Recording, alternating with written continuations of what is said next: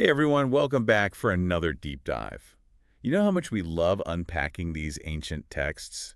And you sent in a ton of requests to cover this one particular passage, so Oh, yeah. This one, yeah. this one really seems to have struck a chord. Yeah, it's pretty powerful. It's all about, well, it contrasts these two paths in life, Right. the way of the righteous versus the wicked. Yeah, definitely a classic theme. It is, and it's from a text that's really big on, righteous living. Hmm. And it doesn't shy away from like painting a picture of what happens if you don't choose that path. Right. It lays it all out there. So where do we even begin with this? Well, I think, one of the things that jumps out right away Okay. is how it describes the blessed man. Yeah, blessed man. Dive from the start. That's an interesting choice of words, right? It is. It is. Like, it makes you think there's more to it than just, Yeah, it's not following the following the rules, right? There's a deeper sense of, Inner peace or something. yeah, like contentment. Contentment, yeah. And then there's this whole thing about how he avoids the influence of, the wicked and finds joy in reflecting on the law of the Lord. Well, that's right. That's right. I mean, that's a really key point. It is. Like that connection to the law. Mm-hmm. It's not about blindly obeying. It's about like aligning yourself with something bigger. A higher purpose, right? Yeah, finding that wisdom and guidance. Yeah, absolutely. And then it gets even more interesting because it brings in this amazing metaphor. Oh yeah, the tree, right? A tree. Yeah. It compares this blessed man to a tree planted by streams of water. I love that imagery. It's so vivid. So full of life. Like you can almost picture it, right? Yeah, this lush tree. Flourishing. Right. And it's not just a random image. The tree is like a classic symbol. What does it symbolize? Well, nourishment, for one. Okay. Stability, fruitfulness. Like it's drawing life from a constant source. Exactly. Just as that tree draws life from the water, a righteous person draws strength from their connection to, something greater. And because of that, they can weather any storm.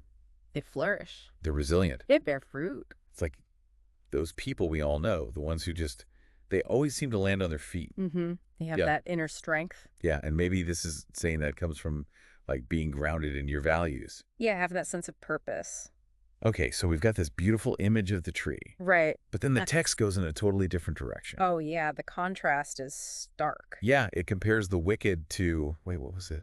Chaff blown away by the wind. Chaff, yes.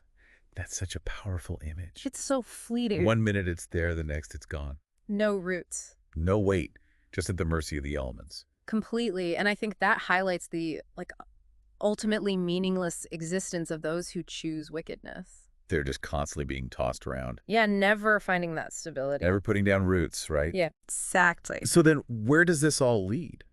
Well, the passage is pretty clear about the ultimate outcome. Okay. It says, the wicked won't stand in judgment. Hmm. Their way will perish. Oh, wow. But the Lord watches over the way of the righteous.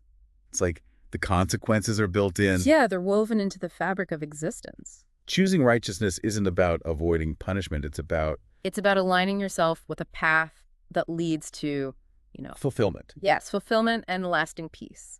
So let's bring this back to our listener for a second. Okay. What does all this mean for them, for us today? Well, I think this ancient text, it gives us a powerful picture of these two diverging paths. Right. One leading to flourishing, the other to destruction. Exactly. And it challenges us to think about what truly nourishes us in life. What are our waters, so to speak? Yeah, what are those sources of strength and resilience? Are we nurturing deep roots, like that tree by the stream? Or are we like the chaff, just scattered by the wind?